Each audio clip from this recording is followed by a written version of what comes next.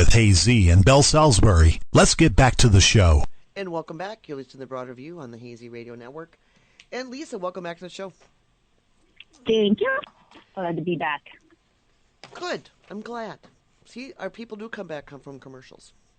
Anyway, so we were talking on the other side, on the fourth side of the break, about the forgiveness and how to forgive and how to forgive yourselves, and about the glass being half full or half empty.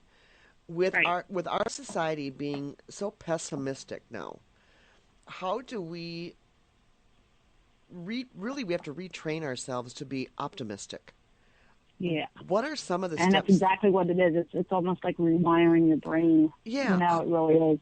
Yeah. Yeah, exactly. Yeah, I do it I do it with clients all the time. Because that's what I really feel like holistic health is about. You know, it's about a big part of it is about, you know, changing the way we think, changing our thought patterns instead of them negative, finding the positive in everything. And you know, and then when you do that, you create more positive events in your life, and that's what we want to do. I mean, if you just did a day, like one day, you know, of changing everything that came at you, that every time you start to think negatively, which, by the way, if you paid attention, it would blow your mind how many times a day you start to think negatively. Right. If you change that immediately and you went and started thinking positive, you know, put a positive spin on no matter what happened, and then that's difficult. You know, when you're getting a speeding ticket, it's really hard to think, wow, what's the positive here? Well, okay, the positive is I could have been in a car wreck instead of getting a speeding ticket. You know, so there is a positive side to pretty much everything. It's just sometimes we have to dig a little bit. And if we did that, you know, you'd be amazed within a couple of days how positive things just start coming into your life. Right. You know, it's just like attracts like, and it's just the way it works. We you know, when you think positively, positive things happen, and you don't have to believe me. You know, nobody has to believe, you know, anybody that preaches this. All you have to do is try it. Right, exactly. You know, try it in your own life. Yep, and it's a matter of getting rid of the negative influences that are constantly around you, and absolutely, right. You know, whether it being walking out of the situation, removing that person from the situation. You know, a lot of people talk about. This was actually a conversation we had on the news at work today, where somebody was saying, you know, I'm so tired of hearing all the negative news on the TV. Well, turn it off. No, I don't watch it. I don't watch the news. Yeah, don't watch it. You know, if you don't want to watch the news, you still need to stay current because you still want to know what's going on in the world. I go on to CNN.com exactly. or on, you know, one of those, and I read the top stories, and you know, that's as much as I, and I still will. I'll only do that every couple of days. Most of the time, if something big happens, I find out on Facebook. Like Michael Jackson dying. I didn't know. I didn't hear anything about that until it was on Facebook. And I got to tell you, it was probably on Facebook before it was on CNN, come to think of it. Absolutely it was. That's where I found it. That's where I saw it. Yeah. It was, you know, something there. So, I mean, it's like, you know, those are the ways I find out about the big things. Don't turn on the news. I don't want to watch all that. No. I know, no, thank you. Right. No, thank you. Nobody says anything good. Right. About, you know, I mean, this great thing happened today. Yeah, no. Yeah, go and read the good things that are happening. Go and read the fluff stuff. You know, people say, oh, you're too fluffy. Well, you know, it's not that I'm fluffy, but that's a whole different thing. But I don't want to envelop my life with the negativity that's going on. I realize it's out there. I'm not denying it. I'm not keeping my head in the sand, but I don't have to have it thrown at me 24/7. Right. And the more we listen to it, the more it is embedded into us, you know, into our psyche and into just our way of thinking. The more we crave it. You know, it's like almost like an addiction. Right. You know, I've got to, you know, like there could be a trial going on.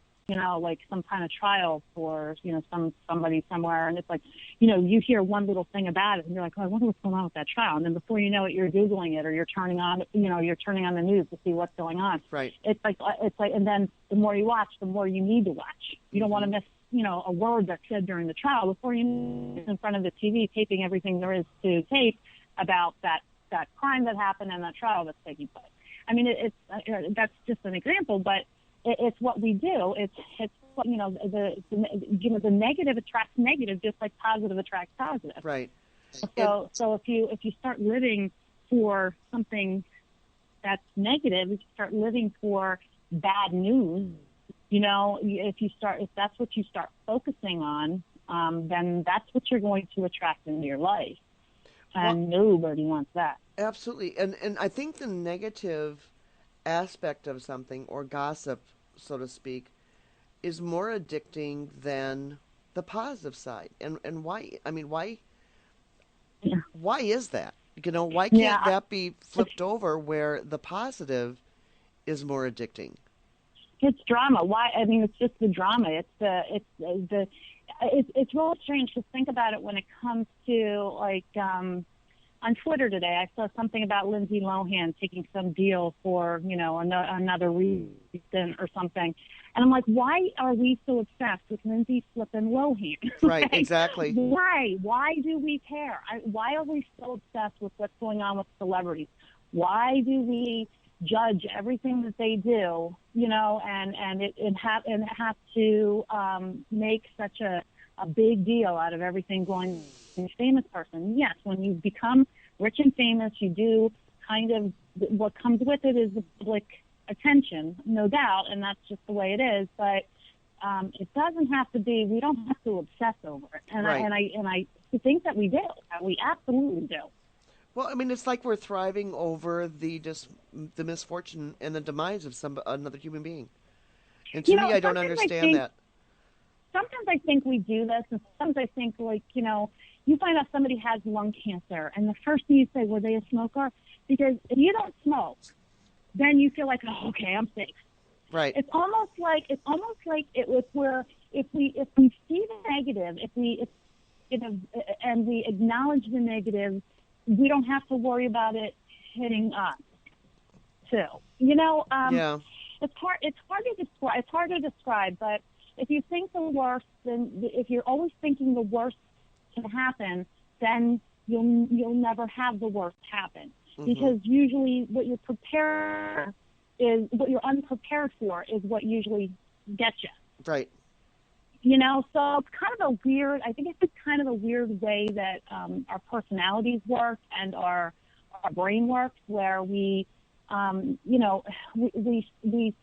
subject ourselves to so much of people's, stuff, and judge everybody else, and it's just kind of our way of not only avoid.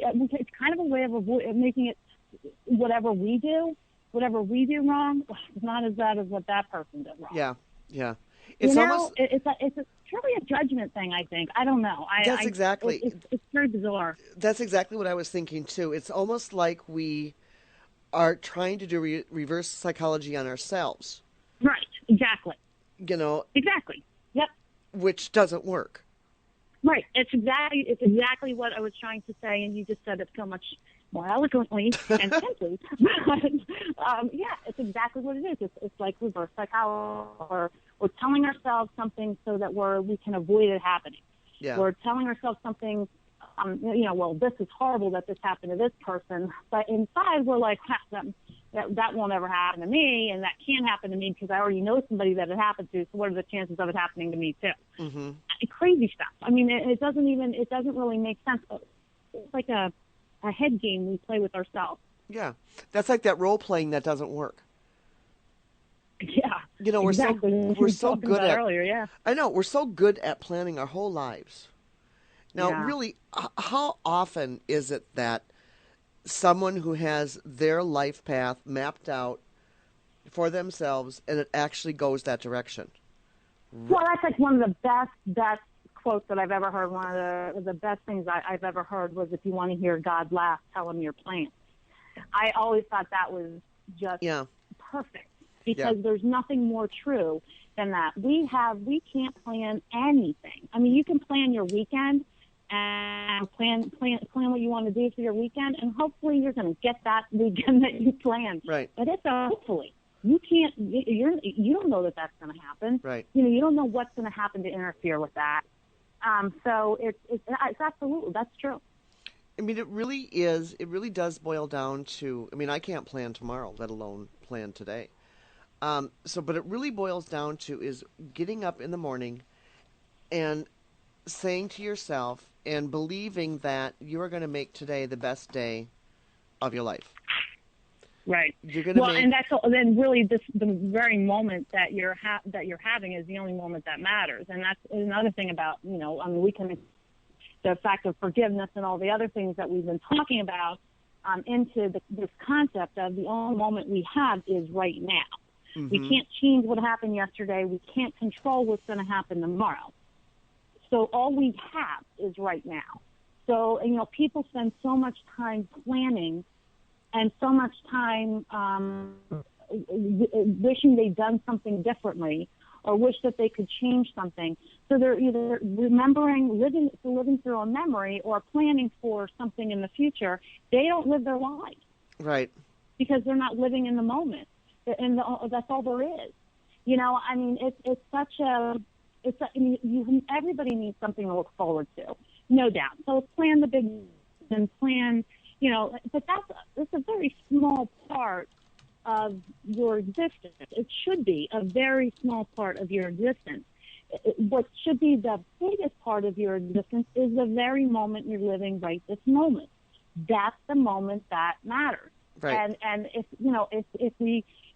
we approached our lives like that, if we just enjoyed what we were doing in the minute we're enjoying it, got everything out of it, even if it's not a great thing, so what? Feel it. It's part of you. It's part of your experience. Absolutely. Even if it doesn't feel good, feel it. Feel it, because it's supposed to be feeling. It's what you're supposed to be going through. And I feel like that's what people miss the most is the whole concept of it not being about everything that's already happened or everything that might happen in the future. It's about right now, today. Absolutely. When you have somebody in your line of work, when you have someone who lives in that moment, but that moment for them is depression, and it comes to a point where, and I know many people have gone through this, where you feel like you're in this, I always think of it as a tornado experience where you're just kind of whirling around and not being able to focus on anything because your life is flying by you and you can't find your way out. What kind of steps can you take for that person who needs to get that one step up to the next level to find something positive? Well, there are a few things. I mean, the bottom line is, one of the things that's very that's kind of is a well-known thing is that if you're living in the past, a lot of times you're in a state of depression, and if you're living in the future, you're living in a state of anxiety, and if you're living in the moment, you're living. Right. You're living as fully as possible. There are, of course, that's a normal, healthy mind. When you get into, masses and even with seasonal depression, I mean, let's face it, I don't know about you, but I'm pretty sick of winter at this point, and I'm ready to have, a warm day and some sun shining on me, and so, sometimes just this kind of year can cause you to be depressed. Right. So there are holistic remedies. There are things that I recommend that people do. There are things that, that just certain mood lifters and things like that but my thing is, power through, get through it. The good weather's coming. We know it's coming. It's going to come. It's going to, spring's coming. Winter's going to be over. and we're going to power through. But what we have to do is, don't wish your life away either. Don't, wish that the weather was perfect to the point where you're just